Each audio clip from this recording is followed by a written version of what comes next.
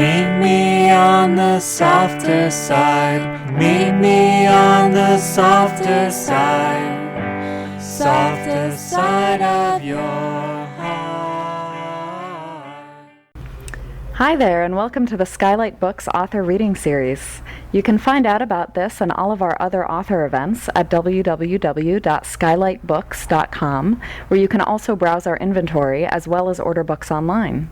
You can also follow us on Twitter or even be our friend at facebook.com. If you'd like to talk to a real person, we can be reached at 323-660-1175. And don't forget, Skylight Books depends on listeners like you to help support us. So whether you're in our neighborhood or browsing online, buy a book or two to help ensure that we'll be around for a long, long time. Thanks and enjoy.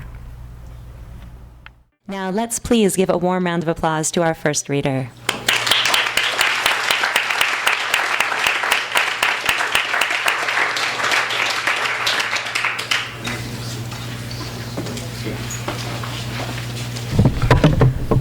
Can you hear me? What? Yes. I want to thank Skylight Books for having me come out and read. I'll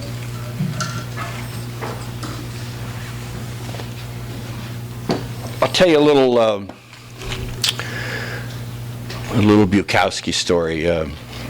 How I met Bukowski, and it's actually Carrie held that book up. It's in my memoir about myself and my father. Thanks, Carrie. When I was a young guy, my father was, John FANTE was an undiscovered novelist and a kind of a crazy screenwriter, you know, and he made a living sucking Hollywood's left breast for about 40 years, and he wrote in the 30s, and he wrote some really good stuff, but it was all out of print. And I'll just tell you a quick story. My father's. Anybody here read Ask the Dust? Again, it's in my memoir. Well, Stackpole and Sons published Ask the Dust in 1939, and my father had been doing screen assignments, but he had really high expectations for Ask the Dust, and it got great reviews, and it sold, I think, about 1,800 copies. And my dad was published by the American Mercury, and he had a wide audience for his work, but Stackpole and Sons was involved in a litigation when Ask the Dust came out in 1939. They had an unauthorized biography of a German guy that they had published without his permission. And Hitler was suing fucking Stackpole, and all the money that would have gone to publicize Ask the Dust went to this lawsuit, and Ask the Dust was forgotten. So flash forward about, 30 years, and there's a guy who died recently, several months ago. He was the poetry editor for the LA Times, and he was a good friend of Hank's, and his name is Ben Pleasance.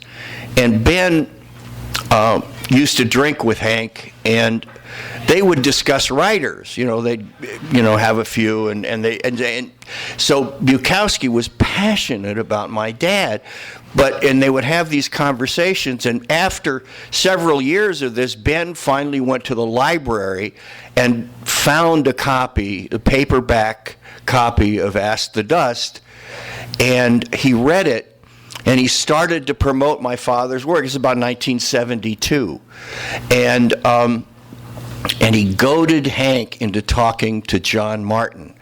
And Hank was not anybody's cheerleader. That wasn't his nature.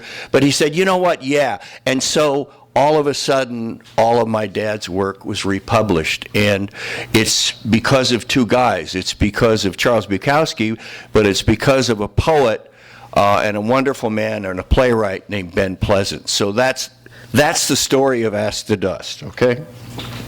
And So there's a lot of conversation also about the Bukowski mystique. I can tell you that when I spent time with Bukowski, he was always a gentleman and very clever and very easy to talk to, and I always enjoyed our talks. So, I never was with him when he was drunk, so that my experience of the guy is that he was with my dad, and they would chat, and they'd talk about books and Hollywood, and how my father hated Hollywood, and how Bukowski was starting to, and they had an exchange of letters over time, and Bukowski would write to my father about a producer or a director, and they would and there were wonderful letters, because these are two writers talking about Hollywood, and they weren't kind letters, okay? So anyway, and the last time I saw Hank was at my father's funeral. It was in 1983, and he died in 94, I believe. And then Linda, his wife, a very nice woman and wonderfully promotes his career. But Hank doesn't need any promotion. People certainly in L.A. love his work. So I'm going to read a little from Factotum, and then I'm going to read a piece, one or two poems of mine. Do you know Factotum, you guys? Okay.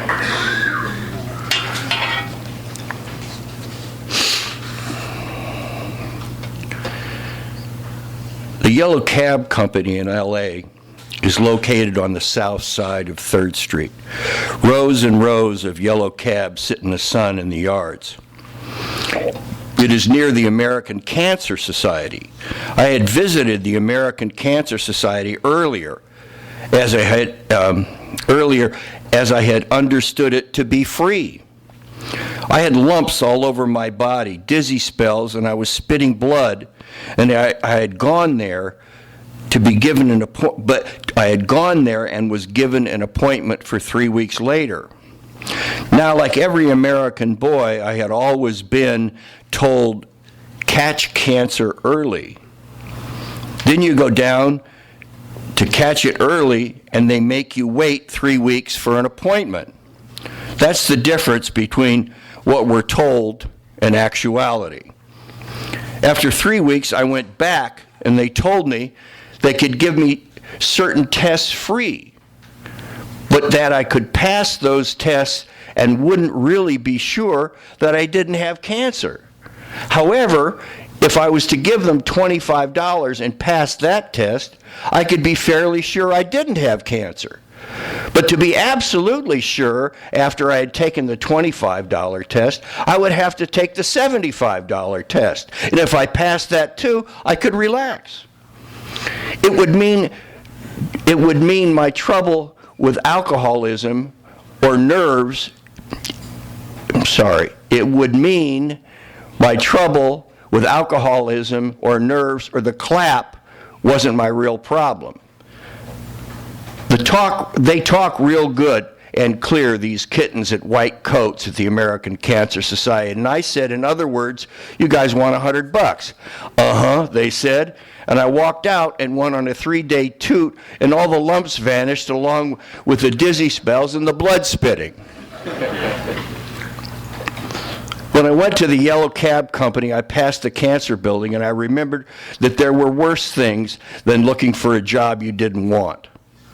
I went in, and it seemed easy enough, the same old forms, questions, etc. The only new thing were fingerprints. But I knew how to be fingerprinted, and I relaxed my hand and my fingers and pressed them in the ink, and the girl complimented me on my expertise. Mr. Yellow said to come back the next day to training class, and Jan and I celebrated that night. Janeway Smithson was a little intense, gray-haired bantam rooster of a man. He loaded 5 or 6 of us in the cab, and we rolled down to the bed of the L.A. River. Now, in those days, the L.A. River was a fake. There was no water in the L.A. River, just a wide, flat, dry cement runway. The bums lived down there by the hundreds, in little cement alcoves under the bridges and overpasses. Some of them had even potted plants in front of their places.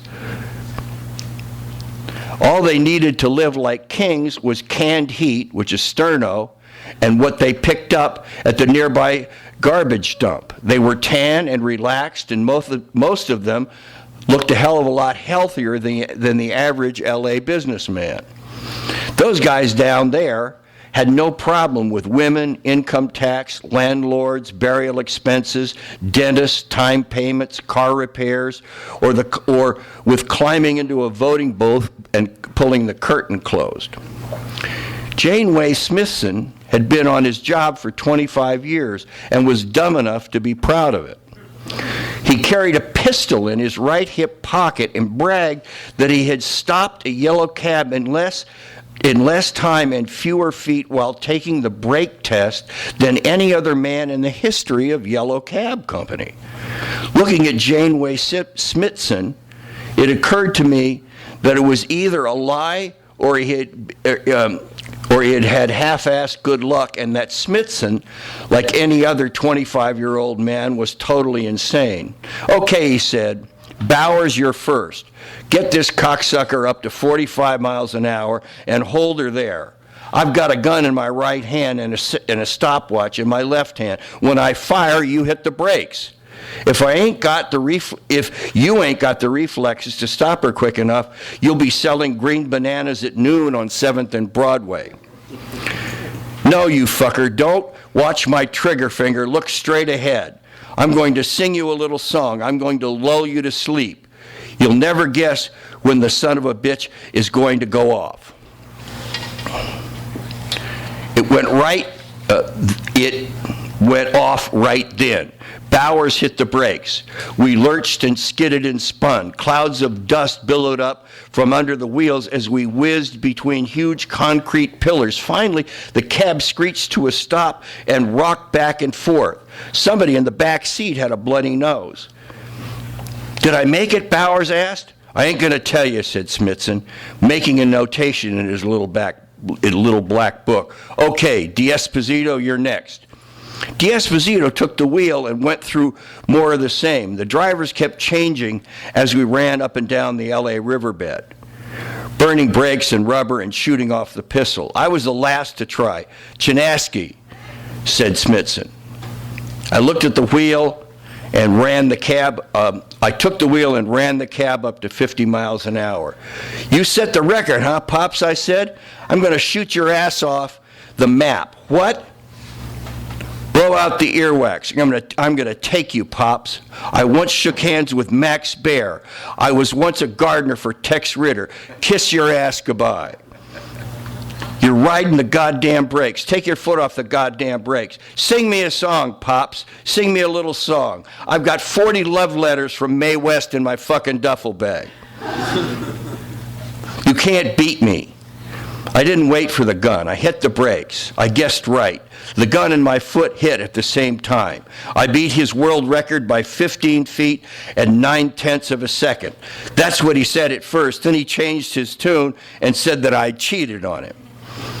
I said, okay, write me up for whatever you want, but just get us out of the LA riverbed. It ain't gonna rain, and we won't catch any fish. There were 40 or 50 of us in the training class. We all sat at little desks, rows of them bolted to the floor. Each desk had a flat area like an armrest to the right side. It was just like the old days in biology or chemistry class. Smithson called out, Peters, yup. Galloway, uh-huh. McBride, silence. McBride, oh yeah. The roll call continued.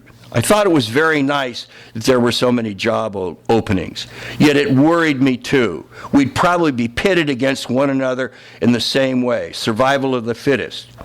There were always men looking for jobs in America. There were always all the usable bodies. And I wanted to be a writer. Almost everybody was a writer. Not everybody thought they could be a dentist or an automobile mechanic, but everybody knew they could be a writer. Of these 50 guys in the room, probably 15 of them thought they were going to be writers. Almost everybody used words and could write them down, i.e., almost everybody could be a writer, but most men, fortunately, aren't writers, or even cab drivers, and some men, many men, unfortunately, aren't anything. The roll call was over. Smithson looked around the room. "We are gathered here," he began, then stopped. He looked at a black man in the first row. "Hey, Spencer." "Yeah?" "You took the wire out of your cap, didn't you?" "Yes, sir." "Now, you see, you'll be sitting in your cab with your cap down over your ears like Doug MacArthur, and some old woman with a shopping bag is going to walk up and call your cab, and you'll be sitting there with your arm dangling out the window, and she'll think you're a goddamn cowboy. She'll take a bus. That stuff is right out of the Army, but this is Yellow Cab Company." Spencer reached down to the floor, got the wire, picked it up, and stuffed it into his cap. He needed the job. Now, most guys, they think they know how to drive. But the fact is that very few people know how to drive. They just steer. Every time I drive down the street, I marvel at the fact that there aren't an accident every few seconds. Every day I see 2 or 3 people simply run through red lights as if they didn't exist. I'm no preacher, but I can tell you this. The lives that people lead are driving them crazy, and their insanity comes from the way they drive. I'm not here to tell you how to live. You'll have to see the rabbi or your priest or your local whore. I'm here to teach you how to drive. I'm trying to keep our insurance rates down and to fix it so you can get back to your room alive at night. "God damn," said the kid next to me. "Old Smithson, man, he's really something." "Yeah," I said, "every man's a poet." "Now," said Smithson, "and God damn you, McBride, wake up and listen to me. Now, when the time comes and you lose control of your cab, you won't be able to stop it." "Sorry. When is the only time a man can lose control of his cab?" "When I get a hard-on," said some cracker. "Mendoza, if you can't drive with a hard-on, we can't use you. Some of the best men drive with hard-ons all day long and all night too." The boys laughed. "Come on. When is the only time a man can lose control of his cab and he won't be able to stop it?" Nobody answered. I raised my hand. "Yeah, Chinaski, a man can lose control of his cab when he sneezes." "That's correct." I felt like a star pupil again. It was like the old days at LA City College. Bad grades, but always good with the mouth. "All right, when you sneeze, what do you do?" As I raised my hand again, the door opened and a man entered the room. He walked down the aisle and stood before me. "Are you Henry Chinaski?" "Yeah." He snatched my cabbie's cap from my head, almost angrily. Everybody looked at me. Smithson's face was expressionless and impartial. "Follow me," the man said. I followed him down the hall into his office. "Sit down," he said, so I sat down. "We ran a check on you, Chinaski." "Yeah." "You have 18 common drunks and 1 drunk driving." "Yeah, well, I thought if I put it down I wouldn't get hired." "You lied to us." "I've stopped drinking." "It doesn't matter. Once you falsified an application, you're disqualified." I got up and walked out. I walked down the sidewalk past the cancer center. I walked back to our apartment. Jan was in bed.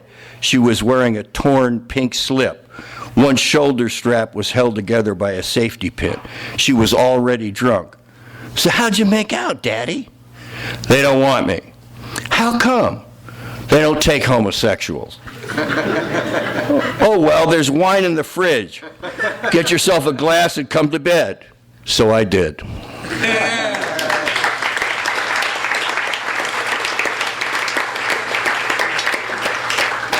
It's vintage Bukowski, you know.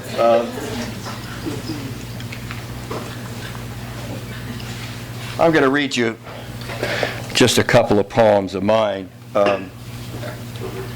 This has been out of print for 10 years, and they sell it on Amazon for $150. And I have a few copies, so if anybody wants one, see me after the deal.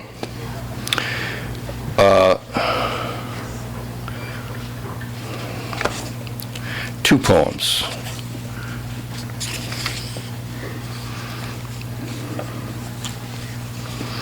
I met the meanest bastard starving cat while sitting with a book on a bench smoking half a pack of Luckies at Venice Beach.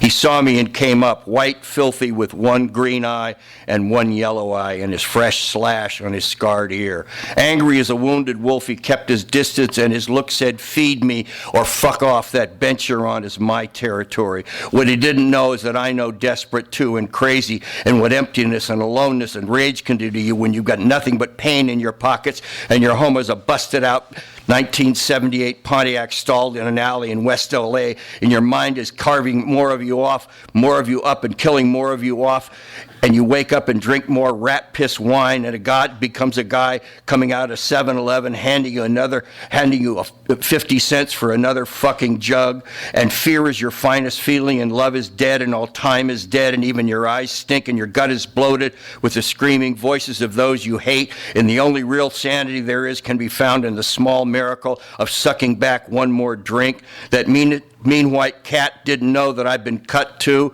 but from the same cloth. The only difference is 25 years in my typewriter.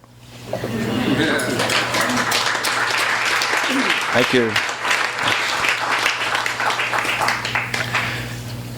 Now that I've written 25 years worth of books and plays and given up booze and cigarettes and filthy, glorious pornography, and my clothes don't stink from sleeping in my old Pontiac all night, and my hair is thinner and I'm 20 pounds too fat and deep in my 60s with return calls to make and responsibilities, and the arguments I have with cops are no longer about bail or unpaid warrants or where I hid my gun, I now feel qualified to testify that time has changed nothing, that this thing in me that all my life has ticked and squirmed, this unfilled hole, this need to yell out and change things and never be satisfied, this voice that has survived shrinks and jails and 3 divorces and suicide and bankruptcy and self-improvement weekends, this rage still guides my vision and demands that I go head first against my life like a fool in search of a pure white flame. Yeah. Thank you. Last poem. Walk with only words and books as your friend. Dream the dreams of deviant dead writers, saints who coming before you drowned the pain of their purest heart in vats of gin like a flailing unloved cat.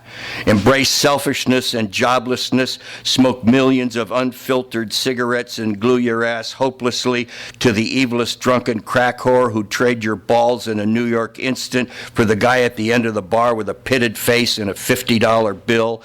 Do not be courageous.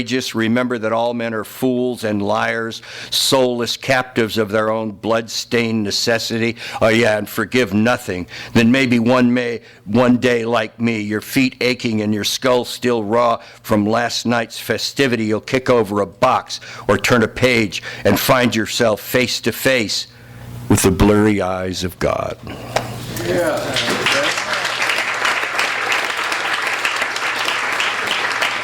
It is my pleasure to introduce Richard Lange.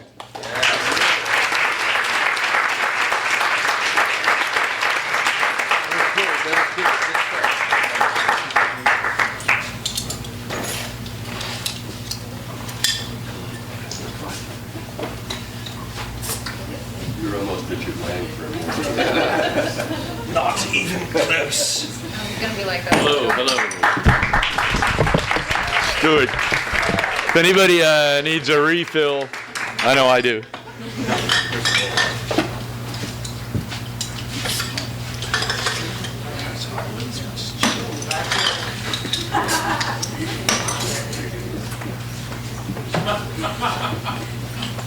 Remember Bonson? I first discovered Bukowski. I was probably 18 years old. I moved here when I was 17. I grew up in the Central Valley of California, Bakersfield, Stockton, Manteca, Lamont. My mom chasing husbands around the valley, welders and pipe fitters.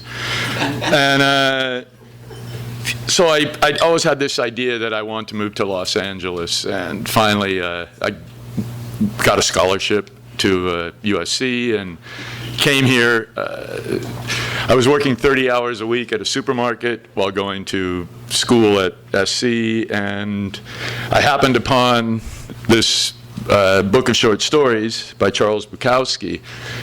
And it was, a mind blow. Back then, I was getting my Hemingway and all the official tomes that they teach you in college. And Bukowski was something outside of that you couldn't even talk to your professors about it. I mean, they'd be like, that guy, He's, same thing they did with Kerouac. They were relegated to this sort of secondary level when they were the things that really, I was excited by the official canon, but these other voices were very important to me. And Bukowski in particular, because I was living in those neighborhoods. I was, when I got old enough, drinking in those bars, and it delineated it kind of made a map of LA that laid it out for me where it helped me figure out Los Angeles. People always talk about LA being a very hard place to figure out, and through reading Bukowski, I sort of learned about LA and found a kind of LA, and I think I spent 10 years following his map, and then finally got the courage and the chops to be able to start creating my own map and to become a writer. The other thing that is inspiring about him for me was that I was working a day job, and writing on the side at night, much like he was, and there was this the idea of perseverance, that you just keep going and going no matter what, even though nothing's happening, you're getting rejected all the time. That it's just this burning desire that it's within you, and it's nothing that anybody says to you. It's not any kind of affirmation you're getting from anybody else. It's just what's inside you. And I often think of him alone in a room with that typewriter and cranking out this stuff, just throwing it, basically piling it in a closet, which I understand, according to the legend, that's where it was. But that was also very, very helpful. And so, maybe I've moved beyond like the actual content of the writing, and it doesn't have that same level, but the legend will always live on. And there are certain stories. In this book, as I said, was the first one I picked up, so I'm going to read the second story in this book, which is called Kid Stardust on the Porterhouse. And it's one I've always remembered, and I can remember. It's rare that when you read a story, you remember it for the rest of your life. Like, you remember every line. And I hadn't read this since then. When I decided I was going to read something, they asked me to read something, I picked it up and picked up this book and reread that story 35 years later, and I remembered every line of the story. It was exactly as I remembered it. So that's rare. That's a gift. If you can do that to someone as a writer, that's an amazing thing. So, Kid Stardust on the Porterhouse. My luck was down again, and I was too nervous at this time from excessive wine drinking, wild-eyed weak, too depressed to find my usual stopgap rest-up job as a shipping clerk or stock boy. So I went down to the meatpacking plant and walked into the office. "Haven't I seen you before?" the man asked. "No," I lied. I'd been there 2 or 3 years before, gone through all the paperwork, the medical and so forth, and they had led me down steps, 4 floors down, and it had gotten colder and colder, and the floors had been covered with a sheen of blood, green floors, green walls. I'd been explained my job, which was to push a button, and then through this hole in the wall there was a noise like the crushing of fullbacks or elephants falling in lay. And here it came, something dead, a lot of it, bloody.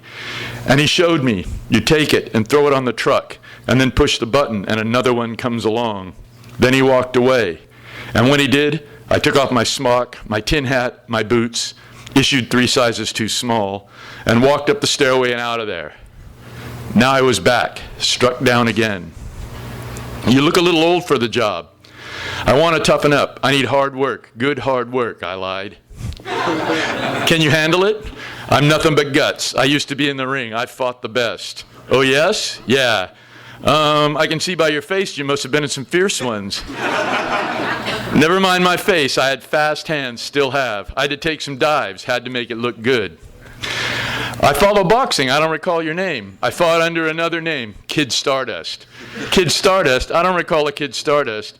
I fought in South America, Africa, Europe, the islands. I fought in the tank towns. That's why there's all these gaps in my employment records. I don't like to put down boxer because people think I'm kidding or lying. I just leave the blanks and to hell with it. All right, show up for your med at 9:30 a.m. tomorrow and we'll put you to work. You say you want hard work? Well, if you have something else. No, not right now. You know, you look close to 50 years old. I wonder if I'm doing the right thing. We don't like you people to waste our time. I'm not people. I'm Kid Stardust. Okay, kid, he laughed. We'll put you to work. I didn't like the way he said it. 2 days later, I walked through the pass gate into the wooden shack where I showed an old man my slip with my name on it, Henry Charles Bukowski, Jr., and he sent me on to the loading dock. I was to see Thurman. I walked on over. There were rows of men sitting on a wooden bench, and they looked at me as if I were a homosexual or a basket case. I looked at them with what I imagined to be easy disdain and drawled in my best back alley fashion. Where's Thurman? I'm supposed to see the guy. Somebody pointed. Thurman? Yeah. I'm working for you. Yeah. He looked at me. Where's your boots? Boots? Got none, I said. He reached under the bench and handed me a pair, an old hardened stiff pair. I put them on, same old story, 3 sizes too small. My toes were crushed and bending under. Then he gave me a bloody smock and a tin helmet. I stood there while he lit a cigarette, or as the English might say, while he lighted his cigarette. He threw away the match with a calm and manly flourish. Come on. They were all Negroes, and when I walked up, they looked at me as if they were black Muslims. I was nearly 6 feet, but they were all taller than I, and if not taller, then 2 or 3 times as wide. Charlie, Thurman hollered. Charlie, I thought. Charlie, just like me, that's nice. I'm already sweating under the tin helmet. Put him to work. Jesus Christ, oh Jesus Christ, whatever happened to the sweet and easy nights? Why doesn't this happen to Walter Winchell, who believes in the American way? Wasn't I one of the most brilliant students in anthropology? What happened? Charlie took me over and stood me in front of an empty truck, a half block long, that stood in the dock. Wait here. Then several of the black Muslims came running up with wheelbarrows painted a scabby and lumpy white, like white was mixed in with hen shit, and each wheelbarrow was loaded with mounds of hams that floated in a thin and watery blood. No, they didn't float in the blood. They sat in it like lead, like cannonballs, like death. One of the boys jumped into the truck behind me, and the others began throwing the hams at me, and I caught them and threw them to the guy behind me, who turned and threw the ham into the back of a truck. The hams came fast, and they were heavy, and they got heavier. As soon as I threw one ham and turned, another was already on the way to me through the air. I knew that they were trying to break me. I was soon sweating as if faucets had been turned loose, and my back ached, my wrists ached, my arms hurt, everything hurt, and I was down to the last impossible ounce of limp energy. I could barely see, barely summon myself to catch one more ham and throw it, one more ham and throw it. I was splashed in blood and kept getting the soft, dead, heavy thump in my hands, the ham giving a little like a woman's butt. And I'm too weak to talk and say, hey, what the hell's the matter with you guys? The hams are coming and I'm spinning nailed like a man on a cross under a tin helmet, and they keep running up barrows full of hams. And at last they are all empty, and I stand there swaying and breathing the yellow electric light. It was night in hell. Well, I always liked night work. Come on. They took me into another room, up in the air through a large entrance high in the far wall, one half a steer, or it might have been a whole one. Yes, they were whole steers, thinking of it, all 4 legs, and one of them came out of the hole on a hook, having just been murdered. And the steer stopped right over me. It hung right over me there on that hook. They've just killed it, I thought. They've just killed the damn thing. How can they tell a man from a steer? How do they know that I'm not a steer? All right, swing it. That's right, dance with it. What? Oh, for Christ's sake, George, come here. George got under the dead steer. He grabbed it. 1, he ran forward. 2, he ran backwards. 3, he ran far forward. The steer was almost parallel to the ground. Somebody hit a button and he had it. He had it for the meat markets of the world. He had it for the gossiping, cranky, well-rested, stupid housewives of the world at 2 o'clock in the afternoon in their house smocks, dragging red-stained cigarettes and feeling almost nothing. They put me into the next steer. 1, 2, 3. I had it. It's dead bones against my living bones. It's dead flesh against my living flesh. And the bone and weight cut in. I thought of operas by Wagner. I thought of cold beer. I thought of sexy cunt sitting across from me on a couch with her legs crossed high. And I have a drink in my hand, and I'm slowly and surely talking my way toward and into the blank mind of her body. And Charlie hollered, "Hang her in the truck." I walked toward the truck out of shame, out of defeat taught me in the American schoolyards as a boy. I knew that I must not drop the steer to the ground because this would show that I was a coward and not a man, and that I didn't therefore deserve much, just sneers and laughs and beatings. You had to be a winner in America. There wasn't any way out, and you had to learn to fight for nothing. Don't question, and besides, if I drop the steer, I might have to pick it up. Besides, it will get dirty. I don't want to get it dirty, or rather, they don't want it to get dirty. I walked it into the truck. Hang it!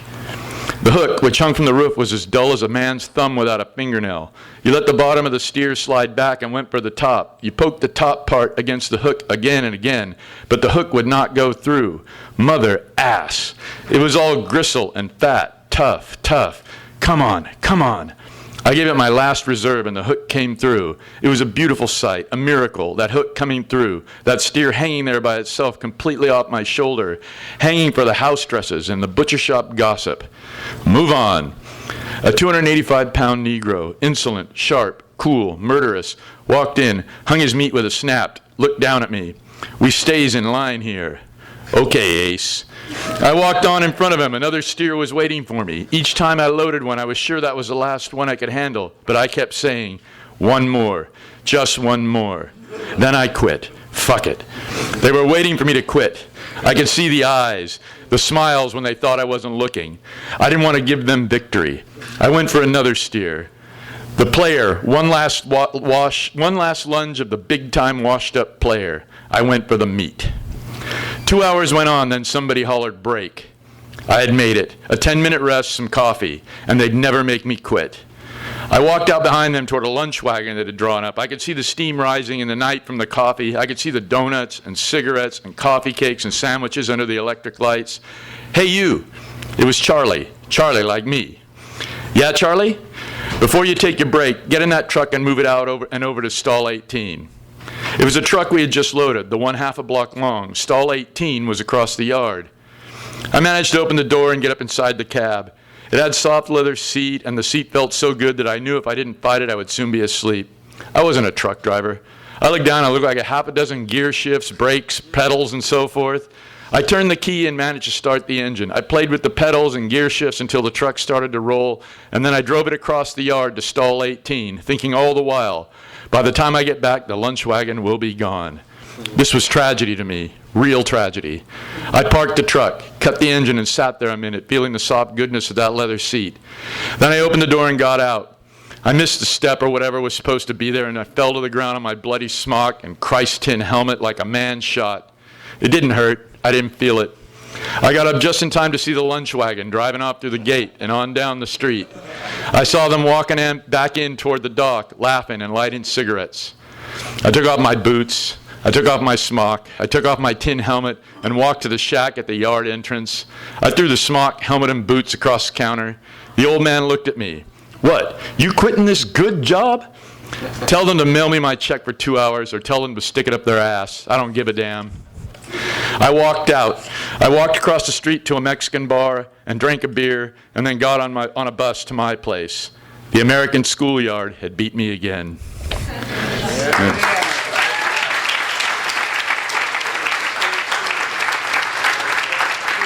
Next up is the incredible Jerry Stahl.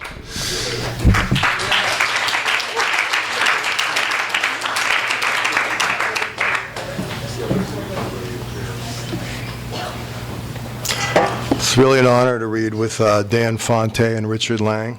I'm sure Bukowski would approve, maybe. I'm just going to read a few poems. All of them I wrote. No, I'm just kidding. I'm just going to read Bukowski's poetry tonight. And I'd like to tell a little story. When I first got to Hollywood in the 70s, late 70s, as I vaguely recall, there was a all-night market called the Pioneer Market used to be on Cahuenga, and just all manner of skeeks and sketchy characters used to go there. And one night I was there at about 4 in the morning, and I saw this guy just throwing box after box of jumbo Kotex into a shopping cart. It was John Wayne. I don't know what that story really means or how it relates to Bukowski, but I have a feeling he would approve, or not.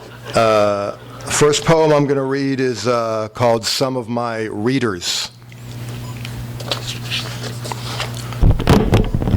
Richard is a much bigger man than me, and I need to lower this a little bit. I liked it coming out of that expensive cafe in Germany that rainy night. Some of the ladies had learned that I was in there, and as I walked out well-fed and intoxicated, the ladies waved placards and screamed at me. But all I recognized was my name. I asked a German friend what they were saying. "They hate you," he told me. "They belong to the German female liberation movement." I stood and watched them. They were beautiful and screaming. I loved them all. I laughed, waved, blew them kisses. Which, for a writer who gets shitty reviews, is a great way to handle that. And I think a lot of writers have learned from his example, except for the kisses part.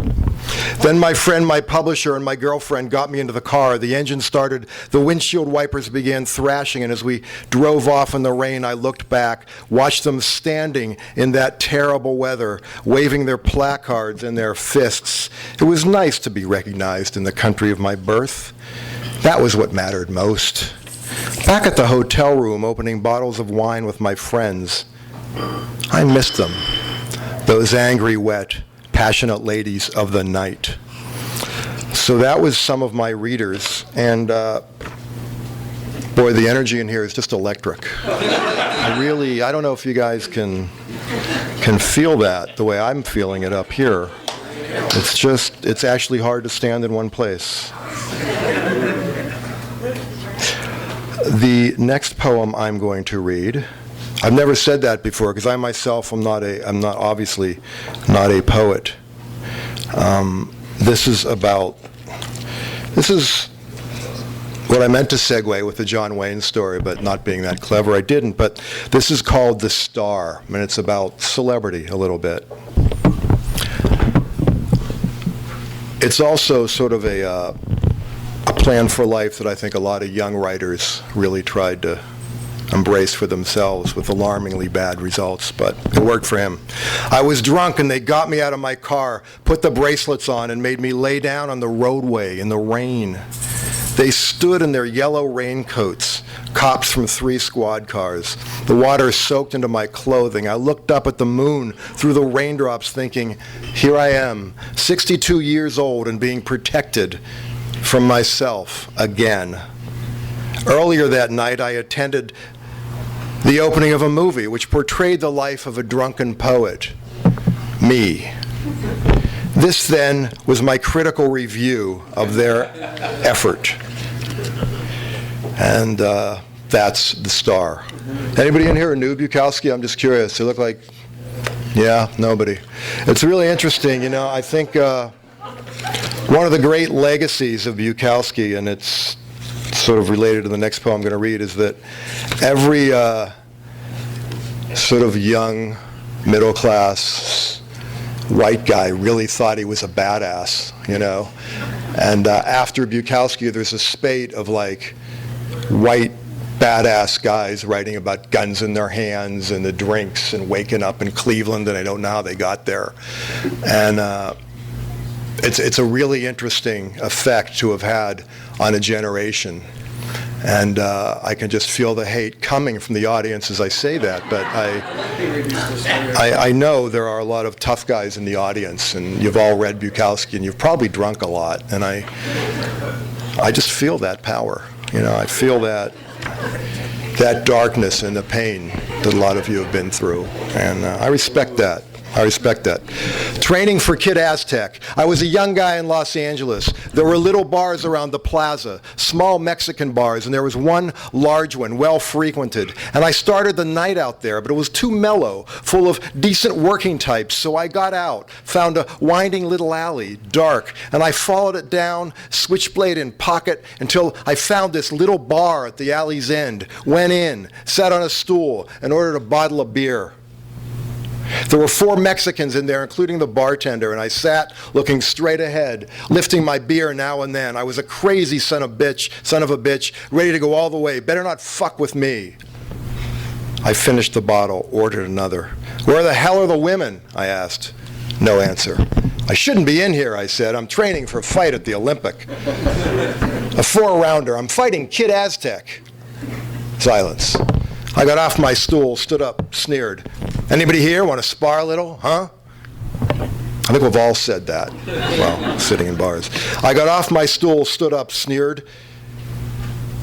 Anybody here want to spar a little, huh? No answer. I put a coin in a jukebox. The music came on and I shadow boxed to it. When the piece was finished, I sat down and ordered another beer. I'm a killer, I told the barkeep. A born killer. I'm sorry for Kid Aztec. The barkeep took my money, rang it into the register, his back to me. I said to his back, on top of everything, I'm a writer. I write short stories, novels, poems, essays. Senor, you write poems? Asked a big Mexican at the end of the bar. Shit, yes. What do you write these poems about? Love. Oh, love, senor. Love poems to death. I drained my bottle, ordered another. I write too, senor. Oh, yeah? Oh, yes. I stick my pencil into women, and I write inside of them. The other Mexicans laughed. I waited until they were finished. You guys are fools. You laugh like fools. Maybe so, senor, but even fools have a right to laugh, no? I peeled the label off my beer, stuck it face down on the bar, finished off the bottle. Another beer, senor? Asked the barkeep. Nah, that's enough. I got to get my rest. I walked toward the exit. Good luck with your fight with Kid Aztec, senor, somebody said.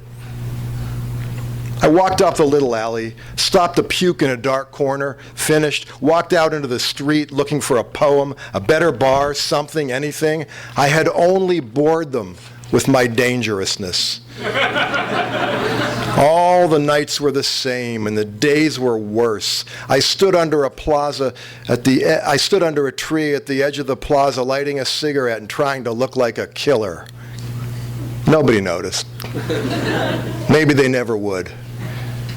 I had held the match too long. It burned my fingers. I cursed loudly, stepped out, and began walking toward the train station. Somebody had told me that the hookers were sucking them off right on the loading ramps. What a romantic, I think is. That's what I think when I read that.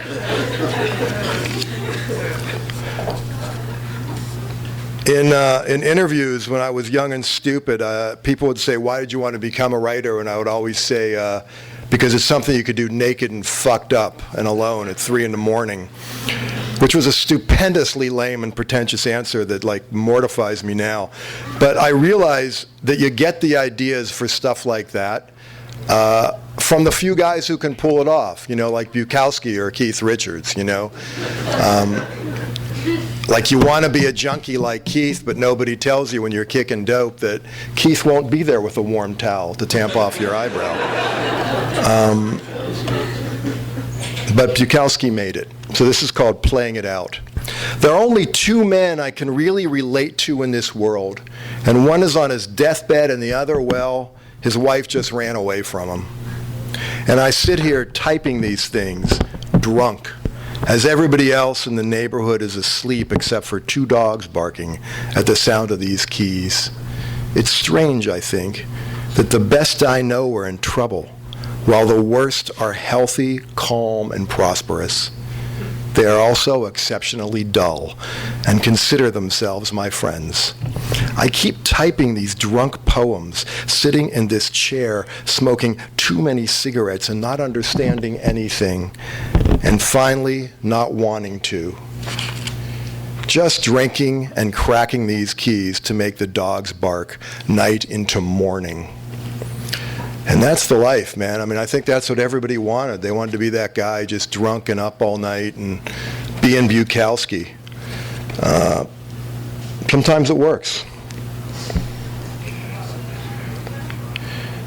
So I want to read something about the racetrack. Is everybody cool? Has everybody got to go, you know, go watch the Dodgers or anything? I want to read something because he was such a devotee. You can see my continental influence. He was such a devotee of the racetrack, and this is one of my favorite little things he wrote about the track.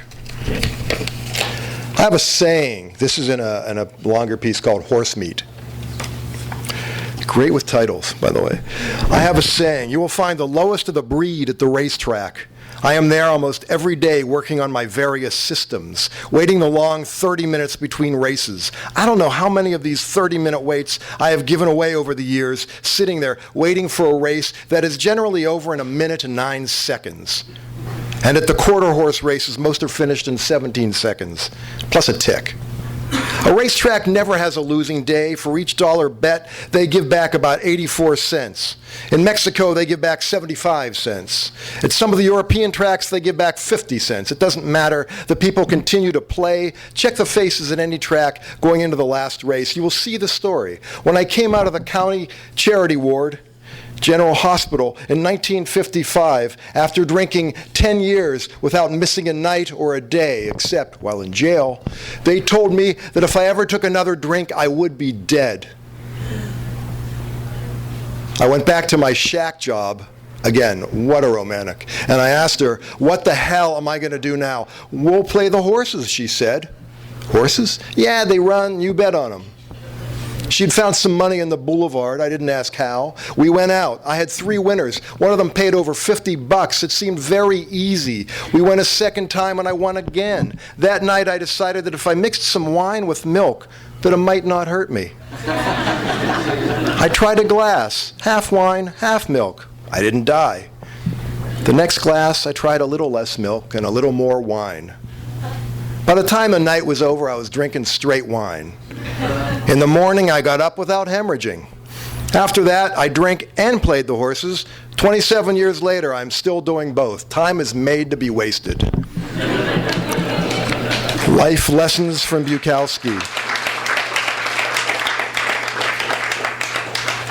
So, this is really, I don't like reading too long because I drift. I don't know about everybody else, but I'm going to read part of this one.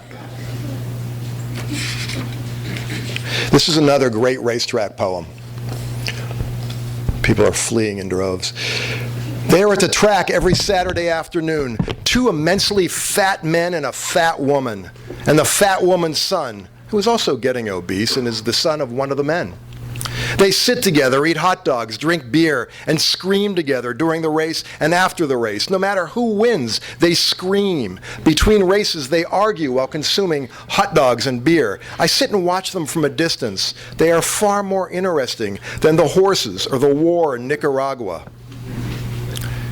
As I watch the fattest man lifts his beer cup, large size, and gulps down a mass of suds, his mouth is strangely small, and he bites at the cup, and much of the beer spills out and runs down each side of his chin onto his shirt. He pulls the cup out of his mouth and screams, "Shit! You asshole!" the fat woman screams at him. Then they both sit there, not angry at all, as if nothing had occurred. Just, yeah. Finally, I'm just going to read the last poem, because what I love and what to me makes him the real badass is that Bukowski wrote about where it all took him and where he ended up as an older guy in LA, despite the fact that he was Bukowski. So this is actually the last poem in this book. It's one of my favorites because it's just so damn uplifting. It's called "Eating My Senior Citizen's Dinner at the Sizzler." Between 2 and 5 p.m., any day and any time on Sunday, Wednesday, it's 20% off for us old dogs approaching the sunset. It's strange to be too old. It's strange to be old and not feel old. But I glance in the mirror, see some silver hair, concede that I'd look misplaced at a rock concert. That was before the Rolling Stones started touring in their 60s, but I eat alone. The other oldies are in groups, a man and a woman and a woman, 3 old women, another man and a woman. It's 4:30 p.m. on a Tuesday, and just 5 or 6 blocks north is the cemetery on a long, sloping green hill, a very modern place with the markers flat on the ground. It's much more pleasant for passing traffic. A young waitress moves among us, filling our cups again with lovely, poisonous caffeine. We thank her and chew on, some with our own teeth. We wouldn't lose much in a nuclear explosion. One good old boy talks on and on about what he's not sure. When I finish my meal, I leave a tip. I have the last table by the exit door. As I'm about to leave, I'm blocked by an old girl on a walker, followed by another old girl whose back is bent like a bow. Their faces, their arms, their hands are like parchment, as if they had already been embalmed, but they leave quietly. As I'm made ready to leave again, I'm blocked, this time by a large wheelchair, the back tilted low. It's almost like a bed, a very expensive mechanism, an awesome and glorious receptacle. The chrome glitters, and the thick tires are air inflated, and the lady in the chair and the lady pushing it look alike, sisters no doubt. One's lucky, gets to ride, and they go by, again, very white. And then I rise and make it to the door into stunning sunlight.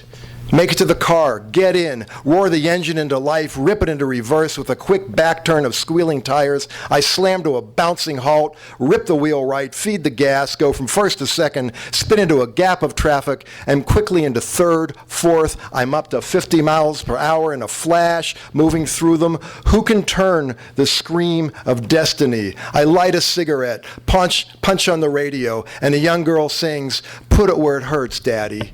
Make me love you." Thank you very much.